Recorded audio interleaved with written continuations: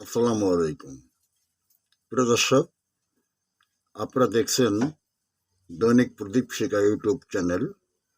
এখন আমাদের সঙ্গে যুক্ত হচ্ছেন কয়েক মাস ধরে ভারত বাংলাদেশ সম্পর্কে যে ব্যাপক একটা অবনতি ঘটেছে সেটা নিয়ে প্রশ্নের কোনো অবকাশ আশা করি নেই।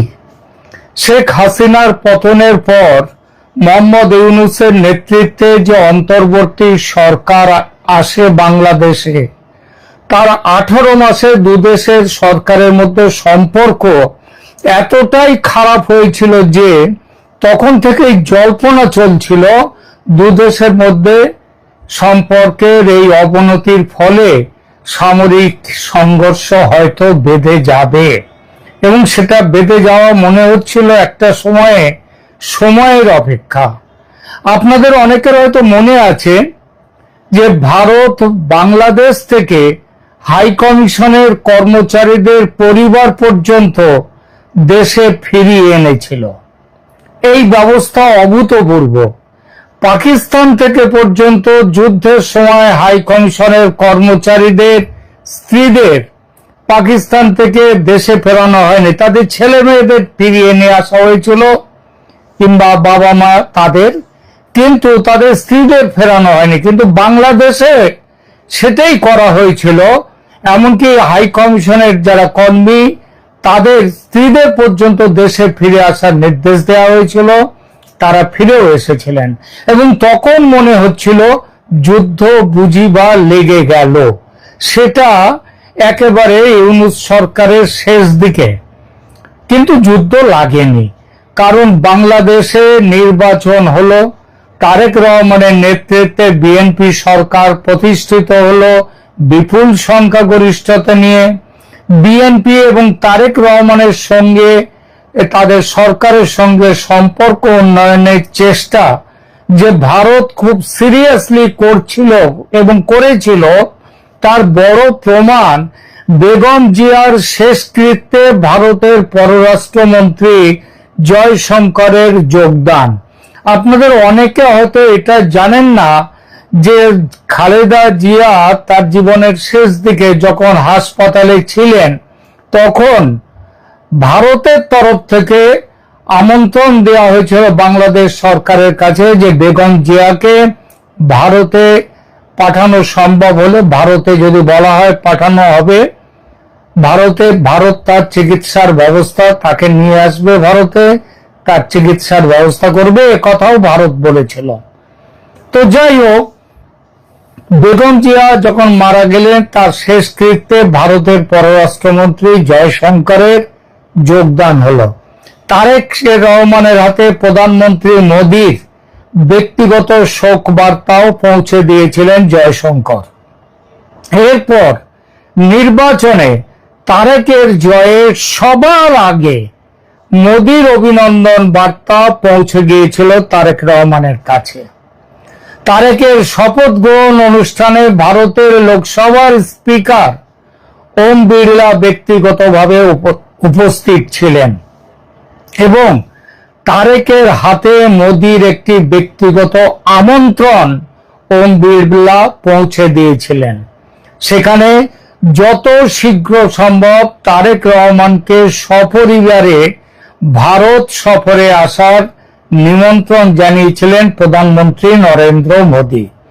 ভাবা গিয়েছিল দুদেশের মধ্যে সম্পর্ক স্বাভাবিক হয়ে শেখ হাসিনার আমলের অবস্থায় ফিরে যাবে। গঙ্গা জল বন্টন চুক্তি, ভিসা নবীকরণ, তিস্তা চুক্তি, গঙ্গা জল বন্টন চুক্তি নবীকরণ, তিস্তা চুক্তি, ভিসা সহজীকরণ, বাণিজ্য চুক্তি, এই সমস্ত বিষয়ে একটা মতৈক্যে পৌঁছানো যাবে আশা করা গিয়েছিল। সেটা করা গেলে ভারতেরও সুবিধা হতো না তা নয়, তবে বাংলাদেশের সুবিধা, তাদের লাভের অঙ্কটা অনেকটা বেশি ছিল। কিন্তু তা হলো না। বকেয়া বিষয়গুলো তো মিটলই না, উপরন্তু নতুন কিছু বিষয় এসে পরিস্থিতি এবং দুদেশের সম্পর্ক আরো উত্তপ্ত করল। দুদেশের সীমান্তে সর্বকালের সবচেয়ে উত্তেজনাকর পরিস্থিতি তৈরি হয়েছে বর্তমানে। বর্ডার কিলিং, কাঁটাতারের বেড়া এবং পুশব্যাক নিয়ে বিতর্ক এবং একে অপরের প্রতি কঠোর অবস্থানের কারণে দুদেশের সম্পর্ক আজ প্রায় ভেঙে পড়ার মুখে। আর এর ফলে শুধু এই দুই দেশ নয়, পুরো দক্ষিণ এশিয়ায় একটি অস্থির পরিস্থিতির সৃষ্টি হয়েছে। সাধারণ মানুষের মনে প্রশ্ন জেগেছে, আমরা কি একটি সংঘাতের দিকে, একটি যুদ্ধের দিকে এগিয়ে যাচ্ছি? আজকের আলোচনায় আমরা এই সম্পর্কের অবনতির হাল হকিকত নেব। ভারতের সামরিক প্রস্তুতি, পুশব্যাক ইস্যু এবং আঞ্চলিক ভূ রাজনীতির সমীকরণগুলো অল্প কথায় বিশ্লেষণ করব। সীমান্তে উত্তেজনা, ভারতের নিরাপত্তা কৌশল। ভারত কেন তার সীমান্ত সুরক্ষিত করতে এতটা মরিয়া হয়ে উঠল হঠাৎ? এটা কি শুধুই সীমান্ত নিরাপত্তা তার দিকে তাকিয়ে করা, নাকি এর পেছনে রাজনৈতিক, কূটনৈতিক অন্য কারণ আছে? দেখুন, ভারতের জন্য বাংলাদেশ সীমান্ত শুধু একটি ভৌগোলিক রেখা নয়, এটি ভারতের উত্তর পূর্বাঞ্চলীয় রাজ্যগুলোর নিরাপত্তার সাথে সরাসরি জড়িত। অনুপ্রবেশ এবং চোরাচালান নিয়ন্ত্রণে ভারত তার সীমান্তে কাঁটাতারের বেড়া এবং হাইটেক সার্ভেলেন্স সিস্টেম, যেটাকে বলা হয় স্মার্ট ফেন্সিং, সেটা জোরদার করছে। এছাড়া সামরিক দৃষ্টিকোণ থেকে ভারত তার সীমান্তে যে মহড়া বা প্রস্তুতি চালাচ্ছে তা মূলত প্রথাগত প্রতিরক্ষা নীতি হলেও একেবারে স্বাভাবিক যে নয় এমনটা ভাবার যথেষ্ট কারণ আছে। কোন প্রতিবেশী দেশের সাথে সম্ভাব্য অস্থিরতার সময় সীমান্তকে সুরক্ষিত রাখা যে কোনো রাষ্ট্রের প্রাথমিক কাজ অবশ্যই।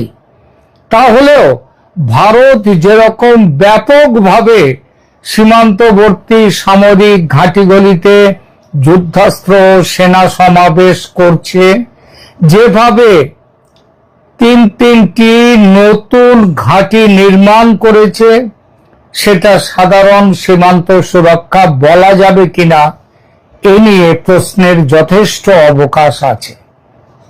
একইভাবে বাংলাদেশের তরফ থেকেও যে প্রস্তুতি চলছে যুদ্ধের, সেটাও কিন্তু কম দৃশ্যমান নয়। সবচেয়ে লক্ষণীয় হলো এই পরিস্থিতিতে পাকিস্তানের সর্বোচ্চ সামরিক নেতৃত্ব ও সরকারি নেতৃত্বের বাংলাদেশ সফর। দু দেশের মধ্যে F-17 যুদ্ধ বিমান ক্রয় বিক্রয় এবং অন্যান্য যুদ্ধাস্ত্র ক্রয়ের চুক্তি, এটাও লক্ষণীয়। পাকিস্তান ছাড়া তুরস্কের থেকেও যুদ্ধাস্ত্র বড় সংখ্যায় ড্রোন কিনেছে বাংলাদেশ। সব মিলিয়ে দুই তরফেই যে একটা সাজো সাজো রব উঠেছে, এটা একেবারে গোপন কোনো ব্যাপার নয়।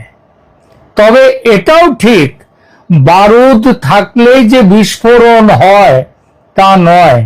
তার জন্য বারুদের স্তূপে অগ্নিশলাকা ঢুকিয়ে আগুন ধরাবার দরকার হয়, তবেই বিস্ফোরণ হয়।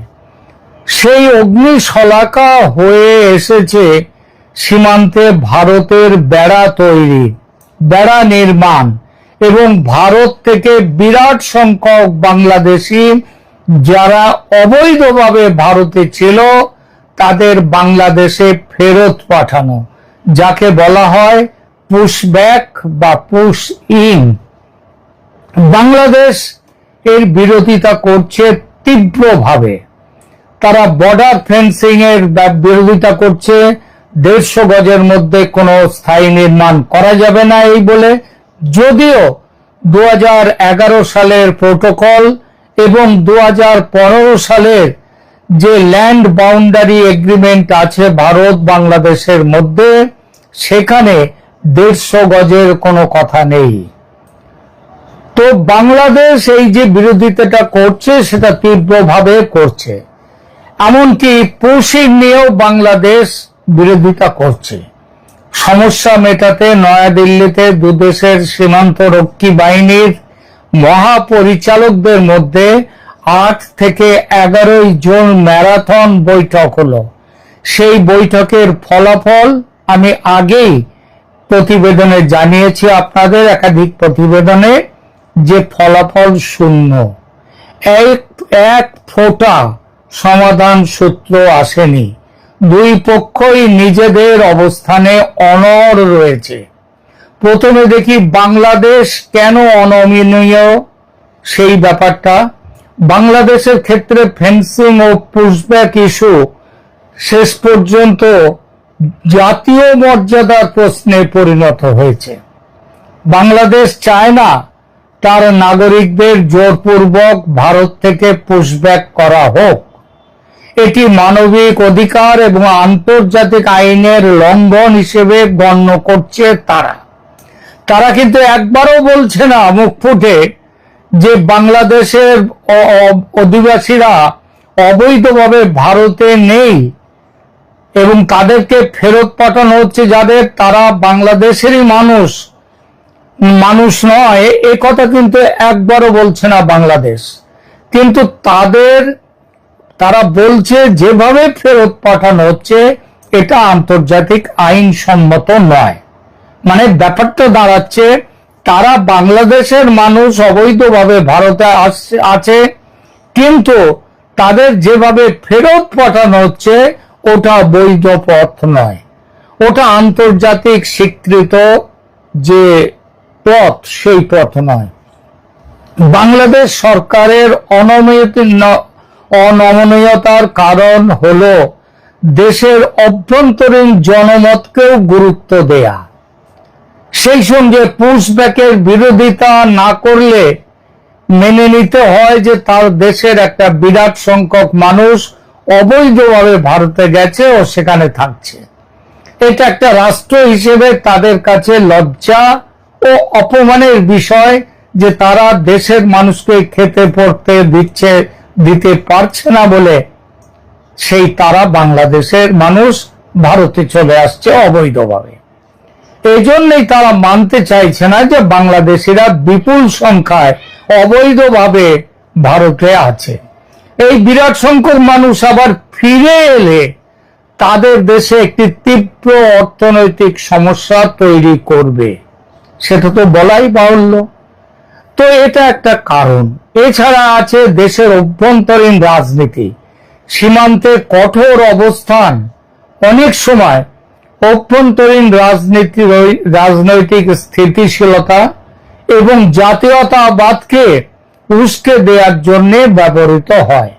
বাংলাদেশ এখানে বোঝাতে চাইছে যে তারা ভারতের সাথে সমান মর্যাদার সম্পর্ক চায়, নতজানু হয়ে ছোট ভাই হয়ে সম্পর্ক তৈরি করতে চায় না, একেবারে যমজ ভাই হয়ে থাকতে চায়। তাই একটা কনফ্রন্টেশনের লাইন নিয়েছে। আর ভারতের অবস্থান কেন অনমনীয়, এটাও গভীর ভাবনার বিষয়। আমি ব্যক্তিগতভাবে বহু বছর ধরে সীমান্ত অঞ্চলে ছিলাম।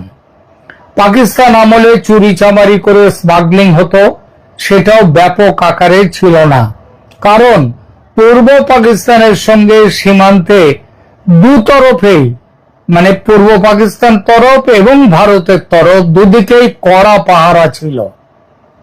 হিন্দুরা অত্যাচারিত হয়ে ঘর বাড়ি ছেড়ে চোরাপথে ভারতে আসত, পাকিস্তান বাধা দিত না, আর ভারতও তাদের ভারতে প্রবেশে বাধা দিত না। সুতরাং তারা আসত বাস্তুহারা হয়ে। মুসলমানরা কিন্তু তখন আসতো না, আসতো হিন্দুরা পাকিস্তান আমলে। এই অবস্থানের পরিবর্তন ঘটে 71-এর মুক্তিযুদ্ধে। তখন অন্তত 80% হিন্দু ভারতে এলেও 20% মুসলিমও ভারতে এসেছিল। যুদ্ধ শেষ হওয়ার পর দুদেশের মধ্যে বন্ধুত্বের সম্পর্ক তৈরি হয়। তখন বাংলাদেশ থেকে হিন্দুদের সঙ্গে মুসলমানদের আসাও শুরু হলো। কারণ বাংলাদেশের সাধারণ মুসলমান, সেটা সেই 71-এর মুক্তিযুদ্ধের পরেও তাদের একটা মানসিকতায় হিন্দু বিরোধী মানসিকতা যে ছিল সেকালে, এবং বেড়েছে, একালে আরো অনেক বেড়েছে, এটাও অস্বীকার করা নয়। মাঝে মাঝে রাজনৈতিক কারণে এই মুসলিমদের আসার সংখ্যা কমেছে বাংলাদেশ থেকে, আবার বেড়েছে, তবে বন্ধ হয়নি। আর শেখ হাসিনার আমলে বাংলাদেশ থেকে হিন্দু যত এসেছে, মুসলমান এসেছে সম্ভবত তার চেয়ে অনেক বেশি।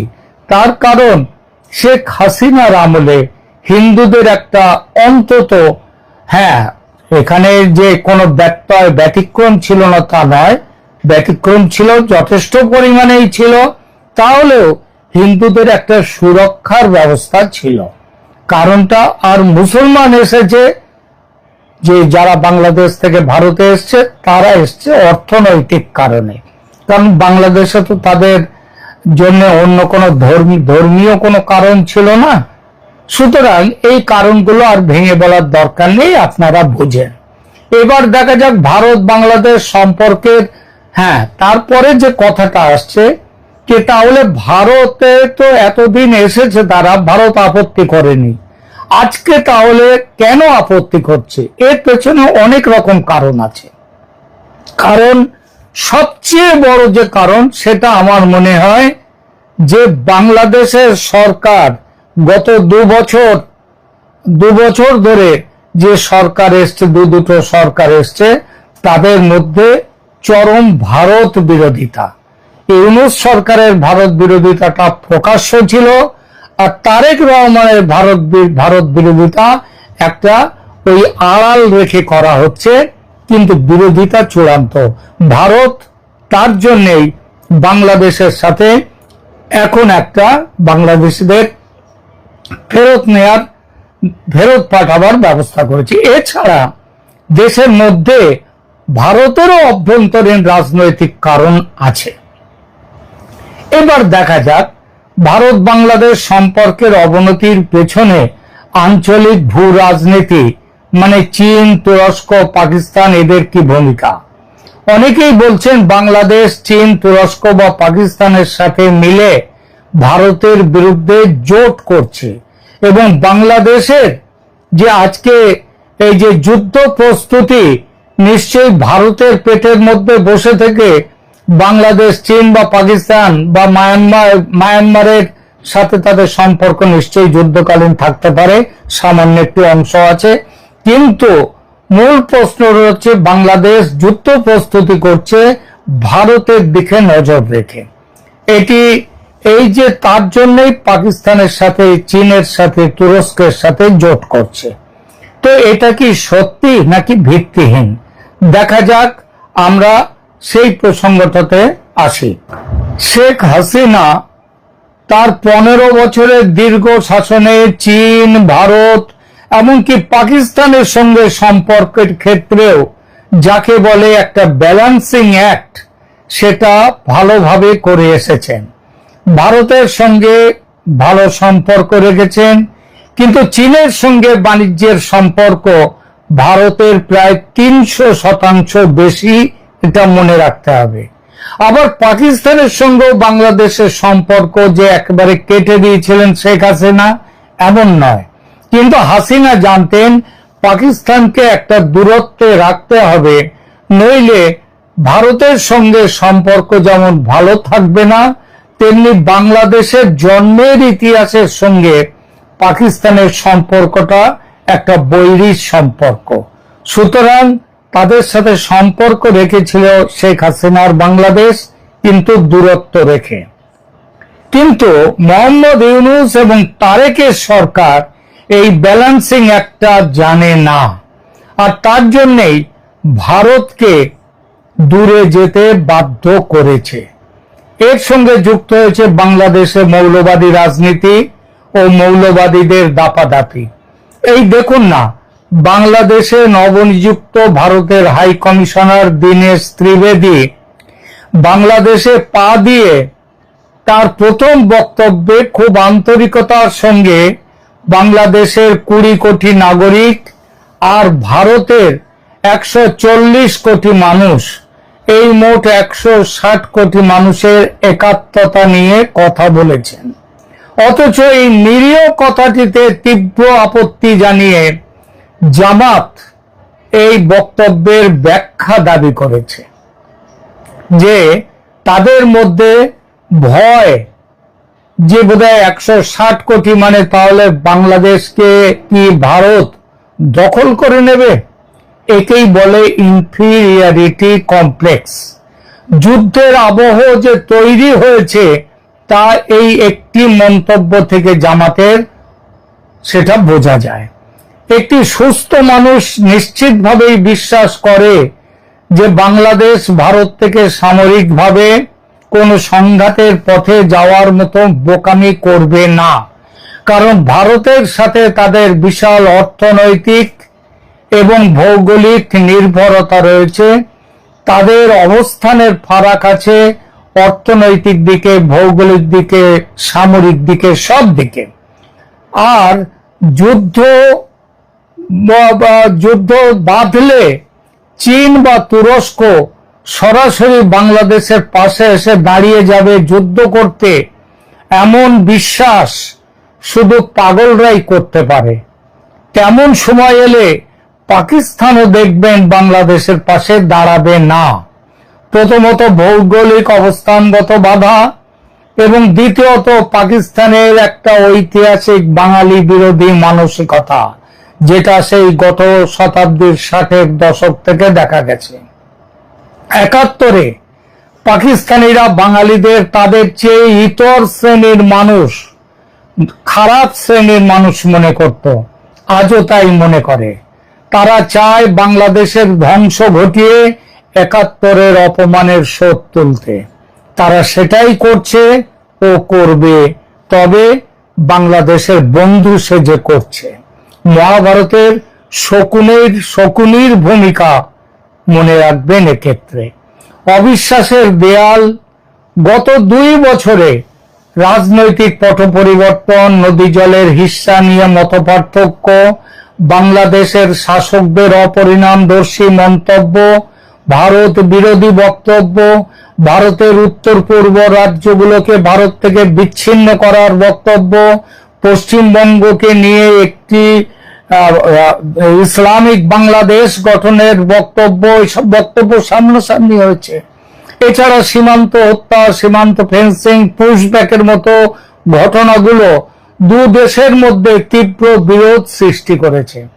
বাংলাদেশের মিডিয়ায় ভারতকে নিয়ে একপাক্ষিক প্রচার, বাংলাদেশের মানুষের মনে এক নাগাড়ে ভারত বিরোধী অপপ্রচার, এবং বাংলাদেশের সোশ্যাল মিডিয়ায় এবং মেইনস্ট্রিম মিডিয়াতেও ভারত বিরোধী প্রচারণা পরিস্থিতিকে আরো বিষিয়ে তুলছে।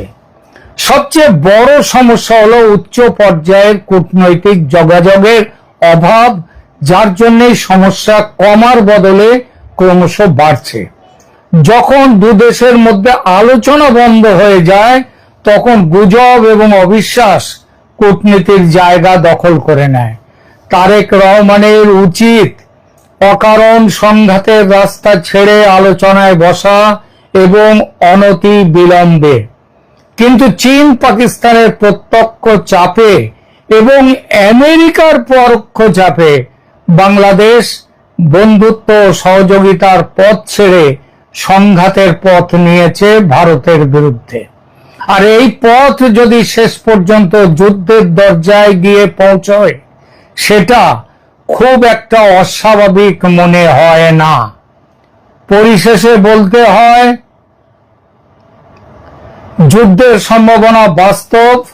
এমন অবস্থার পরিবর্তন না হলে বারুদের স্তূপে আগুনের ফুলকি যে কোনো মুহূর্তে এসে বিস্ফোরণ ঘটাতে পারে।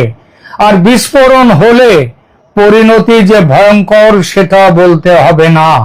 দক্ষিণ এশিয়ার বাস্তবতা হলো ভারত ও বাংলাদেশ একে অপরের পরিপূরক। যুদ্ধ দুই দেশের অর্থনীতির জন্য বর্তমান উত্তেজনা সামরিক সংঘাত নয়, বরং এক ধরনের কূটনীতি ও অহংবোধের যুদ্ধ। এটি সমাধানের জন্য প্রয়োজন দুই দেশের নীতি নির্ধারকদের মধ্যে খোলামেলা আলোচনা, আবেগ দিয়ে নয় বরং যুক্তির মাধ্যমে দীর্ঘস্থায়ী সমাধানই দুই দেশের জন্য মঙ্গলজনক। আপনাদের কি মনে হয় আমাদের কমেন্টে জানান। প্রিয় দর্শক, আপনি কি মনে করেন যে বর্তমান কূটনৈতিক অচলাবস্থা কাটানোর জন্য দুই দেশের উচিত দ্বিপক্ষীয় আলোচনার মাধ্যমেই এটি সমাধান করা যায়? কমেন্ট করে জানান। আর এই ধরনের গভীর অনুসন্ধানমূলক আলোচনা পেতে সাবস্ক্রাইব করুন চ্যানেল ক্যালকাটা ডায়ালগস। পাশে থাকুন। ধন্যবাদ।